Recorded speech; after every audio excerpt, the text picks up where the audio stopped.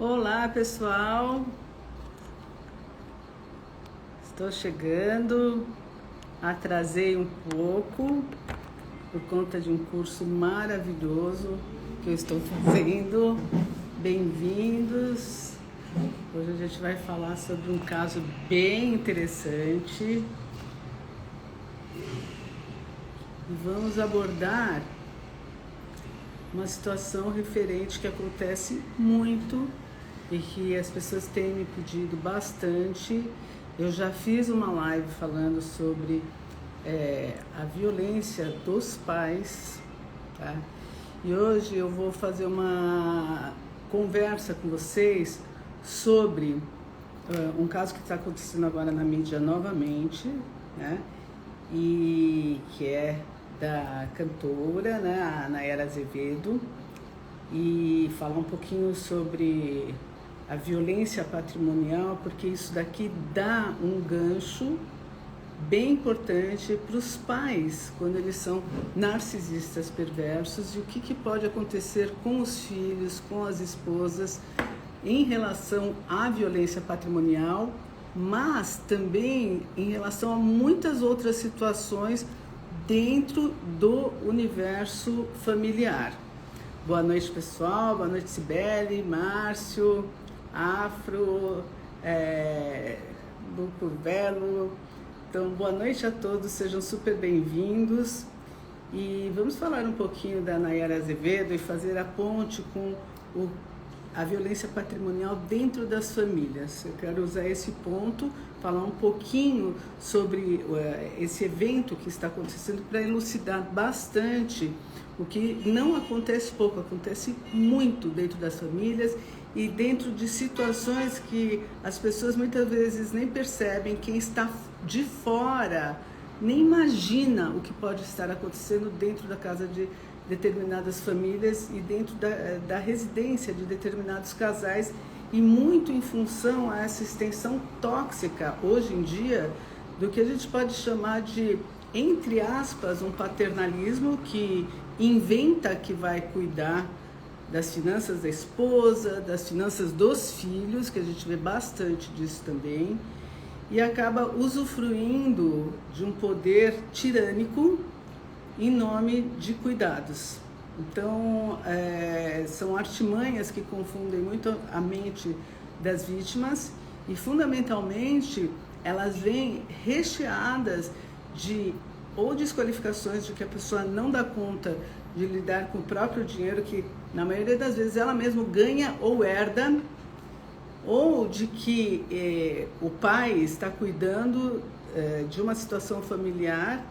E eu já vi muitos e muitos casos, inclusive, que o pai pede o nome dos filhos e pede o nome da esposa para utilizar, e são pessoas que acabam cometendo delitos ou falcatrua, seja o que for, mas não intencionalmente, mas para se dar bem na vida, né? Não para estragar o nome dos outros, que eu fico observando nessas famílias que eu atendo e já atendi bastante, mas porque eles querem se dar bem, o nome deles já está sujo. Ou, em outras situações, eles já utilizam o nome da família para eles ficarem com o nome a salvo.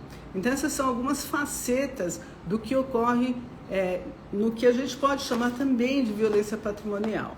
No caso da Nayara, ela colocou em evidência, após uma separação, a dificuldade que ela tem de lidar com o próprio dinheiro, a dificuldade que ela já tinha de lidar com o próprio dinheiro, sendo que ela era a pessoa que estava na mídia, estava cantando, e não desqualificando o marido, porque ela mesma fala que o ex-marido trabalhou muito, e que é 50% para cada um. Mas o que fica demonstrado é a dificuldade desses 50% ficarem em evidência e acontecer de fato. Tanto é que, de acordo com a Nayara, ela teve um impedimento de lidar com de fazer o próprio show, porque os equipamentos dela estavam sob aluguel da família do ex-marido. Essas histórias, para o nosso contexto, eles exemplificam cenários. Então, eu não vou pessoalizar E é bom que esteja na mídia para que a gente fale sobre isso. É muito triste que esteja na mídia e que esteja acontecendo, mas é bom que apareça para que nós possamos falar sobre o que ocorre muito dentro das famílias, muito.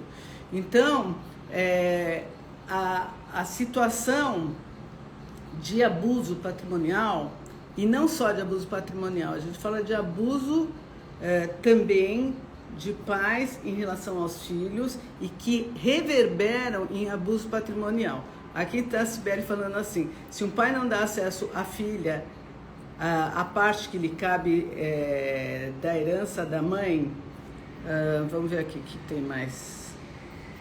Olha, essas são todas as situações que elas devem ser muito conversadas, e dependendo da idade da filha, ou dependendo do acordo que é feito entre eles. Mas o que a gente precisa prestar muita atenção é se esse pai tem o poder de não dar acesso à herança da filha, independente dela ter pedido ou não, ou se ele vai deixar para uma certa idade para ela tomar posse do dinheiro dela. Isso daqui eu não consigo contextualizar. Mas o ponto principal aqui também, que esse não seja importante, é muito importante, são pontos que saltam aos olhos e que agora também tem vindo à mídia, e a gente sabe que esse fato desse abuso patrimonial, ele cabe sim na Lei Maria da Penha. Por quê? Em situações abusivas, em situações onde existe já o abuso emocional em termos de relação com pais narcisistas perversos, a lei Maria da Penha, ela funciona também porque existe muitas vezes uma quebra, um estrago dos bens da pessoa. A gente vai pensar na esposa também, quando esses bens são quebrados, e vice-versa, quando a esposa detona os bens, quebra os bens e faz um mau uso das finanças. Mas a gente está usando aqui mais o termo quando um fica tomando posse de tudo que é do casal e dá dinheiro a conta-gotas para a família, e fala que está cuidando, e fala que é um cuidador e que por isso está tomando esse tipo de atitude. Mas aqui a gente vai ver quando falta dinheiro, e a gente sabe que tem dinheiro em excesso e que estão todos sofrendo situações até às vezes de passar fome, de não ter dinheiro para muitas coisas. Então são situações bastante extensas e profundas, que elas são permeadas de falas abusivas que muitas vezes acabam confundindo as vítimas. Então imagina vocês quando são filhos de um pai narcisista perverso, e que não vai só pela ordem do dinheiro, mas vai pela ordem de muitos outros tipos de abuso, e que, não diferente de uma mãe narcisista perversa, a gente vai falar que o pai narcisista perverso, ele vai subtrair dos filhos toda a possibilidade de lidar com a vida livre, com a vida independente, vai desqualificar, como é praxe de todos, vai desqualificar qualquer movimento que mostre que essa filha ou que esse filho tem a possibilidade de ter essa identidade de modo independente. Então são filhos que crescem dentro de casa, na altura, mas eles têm dificuldade de crescer emocionalmente, porque eles precisam pisar em ovos, ficar a serviço desse pai. E esse pai que tem, já vou falar dos idosos também, já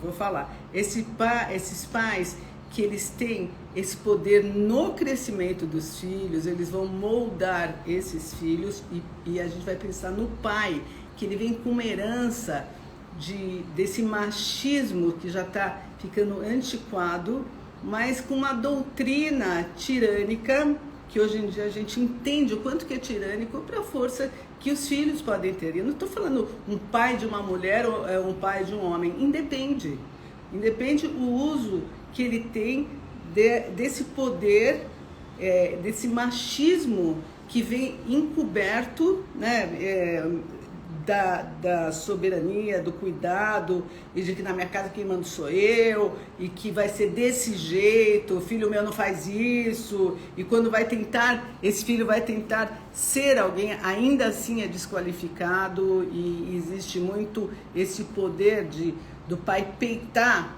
os filhos e sentar literalmente a mão neles, porque dentro de casa ele pode tudo. Então a lei dentro de casa é uma lei avessa, então pode apanhar, pode berrar, pode ficar com medo de pegar algo na mesa que possa cair e levar uma bronca. Eu me lembro de situações onde os filhos, na hora do jantar, tinham que ficar em silêncio absoluto, porque o pai estava vendo televisão. No intervalo podia falar um pouquinho, né? E tinha que ser de acordo com o que o pai permitia, porque senão existia berros, estouros. Tinha que estar tudo no horário pré-determinado, porque se não estivesse no horário pré-determinado, as crianças eram puxadas pelos cabelos. Então existem muitas situações onde dentro de casa fica permitido e a mãe acaba se calando por causa da violência desse pai. Então ela acaba sendo uma mãe conivente e omissa por medo e por receio. Isso tudo dentro de uma casa, e quando se sai fora de casa, que é o mais enlouquecedor, esse mesmo pai que é tirano, ele é perverso, ele faz esse dano patrimonial também. Ele aparece aos olhos de todos como todo bom narcisista, como o bonito da história, o simpático, aquele que fala com todo mundo e que dificilmente as pessoas fora da relação vão perceber, da relação íntima, vão perceber os danos emocionais que esse pai tirano está fazendo com toda a família. Muito bem, o que acontece quando esses filhos se rebelam, quando esses filhos percebem o que está acontecendo, quando eles saem de casa, quando eles...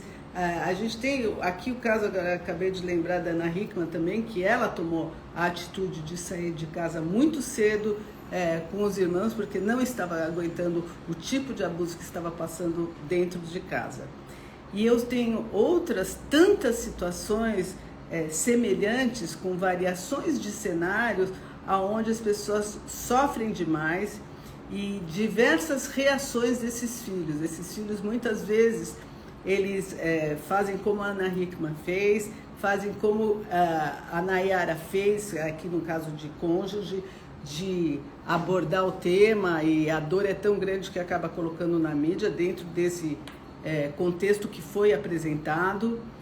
E em outras situações, os filhos também podem sucumbir a essa tirania, se identificar com o agressor, ficar tão agressivo quanto o pai, ou extremamente assustados pela vida, e os filhos homens e mulheres ficam extremamente prejudicados na ação para a vida, ou repetem o padrão desse pai. Existem graus diferentes de narcisistas perversos e ocultos. Aqui, quando a gente fala de narcisistas ocultos dentro da família, a gente vai falar sobre aquele pai, inclusive, que ou ele se vitimiza, então ele provoca as confusões na família, e ele fala, ele próprio, ele coloca, olha, acho que eu estou trazendo muito problema para vocês, ele vira vítima do que ele próprio fez, culpando os filhos.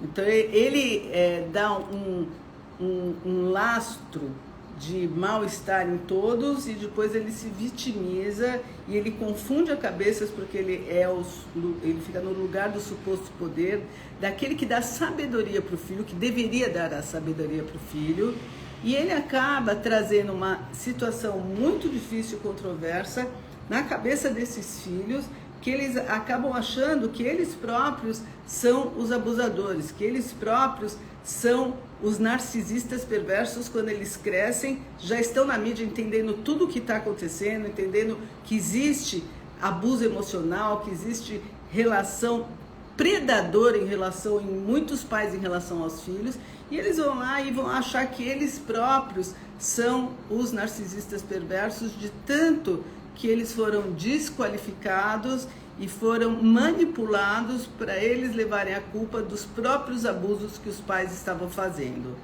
Então, quando esses mesmos pais envelhecem e que eles percebem que eles vão precisar do acolhimento e da ajuda dos filhos, erroneamente, muitos filhos entendem que esses pais mudaram totalmente. Então, adoecimento psicológico é adoecimento psicológico. Então é bom que vocês saibam que esses pais, eles não vão mudar agora e nem na velhice. Então alguns podem ficar vestindo um personagem de benevolência, de afetividade, porque eles estão numa posição de fragilidade da própria espécie. Mas eles não vão deixar de dar aquelas alfinetadas que tira o chão dos filhos. E para cada filho, eles vão ter um lugar onde eles podem atingir. E por que eles fazem isso daí? A vida inteira.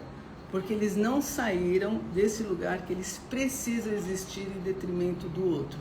Eles só se sentem existindo quando a única identidade que impera e que é vista como maravilhosa, que eles têm essa necessidade narcísica, são eles próprios. Quer seja pela idolatria ou quer seja pelo vitimismo. Então eles vão pegar em cada filho e eles vão saber aonde que é o gatilho. Eu até fiz um post hoje que eles próprios instalaram. Então eles vão começar a desqualificar, vão começar a inferir se tem um filho que tem problema de relacionamentos afetivos, eles vão enfiar a colher lá para estragar o relacionamento. Se tem um filho que tem uma questão de estética, por exemplo, eles vão enfiar a faca na questão da estética. Se tem um filho que tem uma questão de escalada, de sucesso, de empreendimento, eles vão enfiar a faca, é uma faca transparente, mas que esse filho vai perceber e vai ficar com o mal-estar.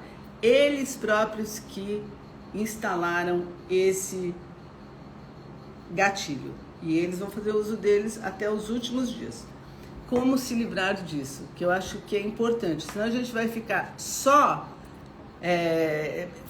contando de histórias onde os filhos são vítimas desses pais, de um pai tirano, de um pai que é extremamente abusador, e que os filhos crescem e sim, eles podem despertar, podem ir para processos terapêuticos, verem que eles não são de fato os próprios abusadores dos pais e podem começar a tratar esses pais com o adoecimento que eles têm, tendo uma distância saudável, porque não dá para se relaxar com pais desses tipos.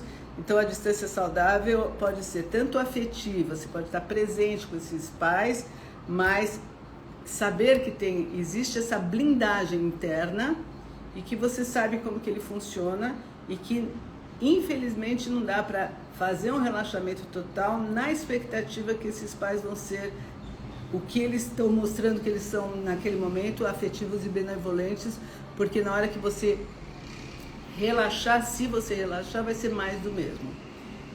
Olha que tem a minha mãe deu um casaco meu que trouxe de uma viagem internacional para a mensalista, soube através dela. Detalhe que a minha irmã tinha um igual, mas com o dela nada aconteceu. Então são essas artimanhas que mostram assim, você não é tão importante quanto a sua irmã, é isso que ela está falando, só que na hora que você vai reclamar sobre isso daí, que ela tem a ousadia de pegar uma coisa sua e de dar para uma pessoa, ela vai distorcer a história, vai falar que não foi bem assim, que você entendeu errado, ou vai dizer, você não estava usando direito e você não deu mérito, que você não tinha um mérito para usar isso. Ela vai não se desculpar e ela vai inventar uma verdade para que você fique pior ainda do que a sua reclamação. E com isso ela vai ficar nutrida de todo o mal-estar que você tiver. Então, quanto mais mal-estar você tiver em relação a algo que ela faz, mais nutrida essa mãe ou esse pai vão ficar. E os pais, eles querem fumaça e confusão e mal-estar dos filhos, esses pais adoecidos, para que eles se sobressaiam ou como vítimas, e mesmo quando eles são a evidência dos causadores dos problemas, eles saem exatamente, como a Thais fala, exatamente com esse olhar de felicidade, mesmo inventando uma cara triste, trazendo esse tipo de mal-estar, mas eles já são a evidência e já ganharam a história. Eles ganharam o jogo. Por que eles ganharam o jogo? Porque você entrou no jogo. Se você sai do jogo, já sabe como eles funcionam, não tem quem ganhe, porque você não está no jogo. Então você pode dar uma resposta assim, você está se fazendo de vítima, ou se for o caso, nem falar e assistir o filme, porque é um filme adoecido deles. Olha aí, isso tem cura, do narcisismo dos pais? Eu não vejo cura nisso, eu vejo pessoas que podem buscar se trabalhar, e aí é um trabalho ao longo de uma vida em relação a esse tipo de funcionamento. A pessoa que já tem uma percepção de como ela funciona, a gente tem inclusive psicólogos, eu tenho um cara americano que fala, tem um israelense que fala também, e que eles são diagnosticados como narcisistas perversos, e eles falam com toda clareza o modo que eles funcionam, eles próprios, e eles sabem enormemente como que isso acontece. Mas eu ainda fico vendo esse vício de comportamento, essa necessidade que vem do caos interno deles, do medo, do terror, da desestrutura, de chegar no próprio vazio que eles têm, e como que eles ainda conseguem ter essa palavra explicando e ao mesmo tempo muitas vezes transparece esse ar de frieza e esse ar de divertimento, principalmente um deles que fala bastante, que eu não lembro o nome, que uma vez ele apresentou a namorada. Não é o Dr. Gabor Maté, não. Esse Dr. Gabor Maté, ele vem de uma história totalmente diferente, não é ele, não.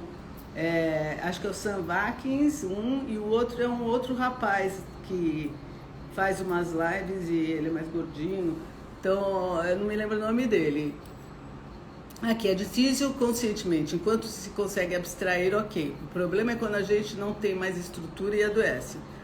Além do vitimismo, agora tem também demência junto, é complicado.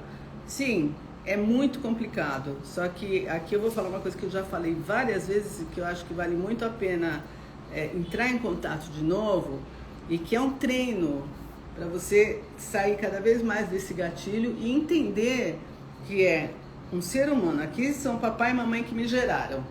Esses papai e mamãe que me geraram, eles podem ser adoecidos, podem ser o que forem, mas eles foram generosos em me dar o DNA para eu poder nascer, para eu poder ser quem eu sou. A esses eu agradeço pela linha da vida. Eu agradeço muito, porque eu só sou quem eu sou com o meu DNA, com a minha capacidade de raciocínio, a minha estrutura, porque eles foram generosos. Esse é ponto 1. Vou ser agradecido, vou honrar. Ponto 2 é quem são eles na personalidade. Aqui eu vou ter que lidar. Quando eu consigo fazer essa separação, eu posso, inclusive, chegar num lugar de compaixão, porque eu não confundo mais esse agradecimento, dessa generosidade, dessa devoção, que é muito o que tem alguns livros que falam dessa má educação, né, que nos foi dado, que a gente tem que devocionar esses pais. Eu acho que a gente precisa, sim, agradecer essa bênção que é a vida e honrar a nossa vida. E a gente veio desses pais. Então, isso sim, honrar essa imagem, essas pessoas que foram generosas. Agora, esse outro lugar aqui, a gente precisa aprender a lidar. Assim como outras pessoas vão precisar aprender a lidar com a gente e a gente com outras pessoas também. Essa é a lei da vida. Você vai se interrelacionando com as pessoas. Existe uma essência que elas contribuem para a continuação de nós humanos. Existe uma generosidade, porque tem muitas pessoas que decidem, e tudo bem, não querem ter filhos, não vão ter filhos, ok. Mas as pessoas que decidem, as outras pessoas podem fazer generosidade de outras formas, nesse universo de mundo que a gente coexiste. Mas existe esse tipo de generosidade também. Agora, lidar com a personalidade desses pais, quando você desperta, você vê os limites que esses pais têm. E aí cabe a você, como autoproteção, saber lidar aqui com esses pais, com esse tipo de personalidade que você vai levando ao longo da vida, se você não rompeu e sumiu, que tem muitos casos que acontece isso, mas muitos casos a pessoa vai levando hierarquicamente ao longo da vida em nome desse processo aqui que se chama a generosidade que foi dada e essas condições de você, por pior que fosse, ter um estudo, fazer algumas questões. A pessoa pode se apegar nisso, mas precisa não se apegar na expectativa que esses pais sejam os pais idealizados que nos foram ensinados, que a gente precisa devocionar, ter devoção. Então essa idealização, se a gente mente pra gente que eles são esses pais, a gente se machuca toda vez. Toda vez a gente vai se machucar e não vai ver a limitação humana desses pais. Quando a gente é muito pequeno, é muito difícil, porque você está sendo formado por quem vai te mostrar o mundo. Você tem que ter confiança cega, até porque você não sabe nem o que é não ter confiança. Você a ponte com o mundo são esses pais. Quando você vai crescendo, para não adoecer psiquicamente, muitos de nós vão buscar terapia, despertam, ver que tem alguma coisa errada, ver que o vizinho é diferente, ver que dentro da casa do vizinho é muito diferente do que dentro da sua casa, e você vai buscar ajuda. Primeiro você vai tomar consciência, depois você vai buscar ajuda, você vai passar pela crise, não, eu acho que eu estou enlouquecendo, será que eu sou assim? Isso são histórias e mais histórias e que tem no meu livro Sequestradores de Almas também, o quanto que as situações que vêm de criação, elas podem contaminar a mente das pessoas, inclusive fazer as pessoas ampliarem para outros relacionamentos perversos e abusivos. Ou a pessoa se identifica com o agressor, ou ela é a golden child da mãe, e ela acaba não tendo saída também, a não ser ficar igual ao que os pais missionaram para que essa criança, esse filho se torne. E aí tem uma vida interrompida naquilo que poderia ter sido. Muito, muito prejudicada. Então, quando a gente fala dos Golden Childs também, que a gente tem as famílias, olha, o fulano era o preferido, era o único preferido, esse tem uma vida interrompida, porque ele está predestinado a não ser ele e a ser o preferido. Ele está muito comprometido com a dificuldade de ser quem ele poderia ter sido. Então ele vai ter, o preço que ele paga é ser aquilo que os pais projetaram nele. Então ele não tem nem a oportunidade de se experimentar diferente. Então é uma pessoa que está em looping cego. É um outro tipo de adoecimento. Então, a gente vai pensar um pouco, se vocês quiserem me perguntar mais alguma coisa, eu estou à disposição, porque hoje a gente está falando sobre os pais que acabam, e principalmente o pai, que eu já tenho uma live falando do pai narcisista perverso, e eu estou reiterando aqui com outros tipos de ampliação que esse tipo de abuso pode acontecer numa versão mais atualizada também de hoje. Então aqui, olha, a Bianca, estou distante da minha mãe há mais de 3 anos, foi a única maneira de viver minha vida sem sofrer. Detalhe, minha mãe mora a 4 casas da minha casa. São alternativas possíveis de se experienciar. E não tem certo e nem errado aqui. Aqui não está escrito, porque senão a gente vai entrar em dogmas. O que é certo e o que é errado. Então é o que é correto para você. Se isso para você é o correto, se te faz se sentir bem, então está correto. Se em algum momento você achar que pode ser diferente, é o que vai ser correto para você. Mas desde que você esteja num bem-estar que você escolheu. Vai ter algumas situações que eu não vou estar bem por causa disso, então você vai trabalhar essas situações para ver para onde que você vai com isso. O importante é você ter toda a tua aula, história e a tua ação, a escolha da sua ação, que você fique em paz com ela. É a mesma coisa da pessoa que ela vai querer fazer uma separação e ela vai saber o que pode acontecer na separação e fica assim, eu acho que eu vou sofrer isso, vou sofrer aquilo, e ela fica lá dentro da caverna do Platão. E de repente quando ela sai e que ela aposta na própria prosperidade que se chama vida, ela observa e tem a oportunidade de ter vivências que ela não teria num casamento extremamente tóxico e que a estava adoecendo. Eu estou falando em casos importantes, que não é uma apologia para se separar. A gente está falando de situações onde passou a linha vermelha, tá? Vamos lá aqui, vamos ver o que mais. Então, gente, aqui tá. Se vocês quiserem perguntar alguma coisa agora, aproveitem para perguntar. Olha, uma filha adulta que não consegue vender nenhum bem porque tudo foi dividido 50% da herança materna. Então, tem todas as situações, nas separações, o que fica, o que sobra. Então, tem muita coisa para vocês investigarem, para vocês verem em que lugar é que vocês estão e que tipo de atitude em nome da vida vocês precisam tomar.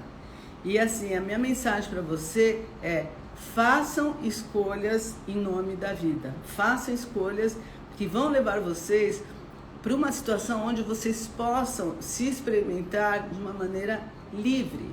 Eu tenho pacientes que fizeram escolhas e se sentiram, nossa, que coisa diferente. Parece que eu estou me sentindo solto no mundo, parece que eu posso fazer o que eu quiser, não tem ninguém me contando o que eu tenho que fazer, o que eu não tenho, me dando culpa, me colocando algo assim de dificuldade, me desqualificando. Eu posso chegar, posso partir a hora que quiser, eu posso usar a roupa que eu quero, eu posso me experimentar e ver que as pessoas, tem gente que fala, pela primeira vez eu vejo o olhar de aprovação das pessoas, eu vejo o contato afetivo dos outros que eu não tive em casa e que eu estou aprendendo agora a ter essa troca afetiva sem precisar andar pisando em ovos. Então tem muita coisa para a gente perceber quando você toma uma atitude em nome da sua vida. Agora, uma coisa importante para vocês que estão chegando agora assista essa live desde o início, porque tem muita dica e tem muitas explicações sobre o que acontece onde existe uma tirania, onde existe abuso patrimonial dentro das casas.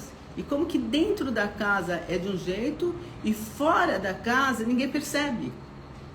E não tenham medo disso, não tenham receio, porque aqueles que não estiverem percebendo, você não vai precisar convencer ninguém. Quem não entender a tua história, talvez não seja para ficar do seu lado. Não tenham medo. Entre em contato com o melhor da vida. O melhor da vida. Deixa eu ver aqui a pergunta aqui. Meu irmão controla a vida financeira do meu pai de outro país. Sempre foi o preferido. Eu faço a parte humana e não recebo nenhum auxílio financeiro, mas não pagam alguém nos dias que não posso. Peraí. Nos dias que não posso. Peraí. Agora eu já não vi mais. Olha, todas essas questões que vocês estão me colocando aqui, elas são questões que precisam muito de ações de vocês, muito. Então, essas situações são situações que paralisam o viver. Olha, fulano faz isso, meu irmão faz isso, tal, mas eu não posso, tal. Tome atitude, vai buscar os seus direitos, vai se trabalhar para você tomar posse ou se desidentificar ou desapegar de determinadas situações.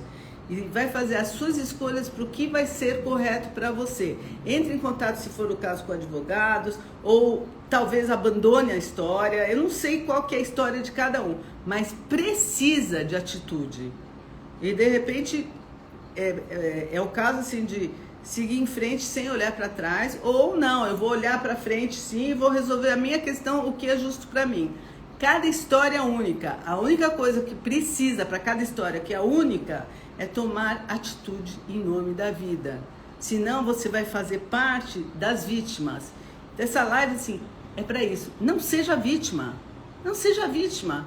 Porque se você está se queixando, é porque você não arrumou ainda a tua casa interna, e eu entendo isso porque existe muita sensação de impotência, e principalmente quando as pessoas são muito adoecidas, a impotência fica evidente e real, mas existe sempre um caminho alternativo que a gente pode se libertar desse tipo de confusão, quer seja emocional barra patrimonial, quer seja emocional com violência física, mas busquem o mais rápido possível.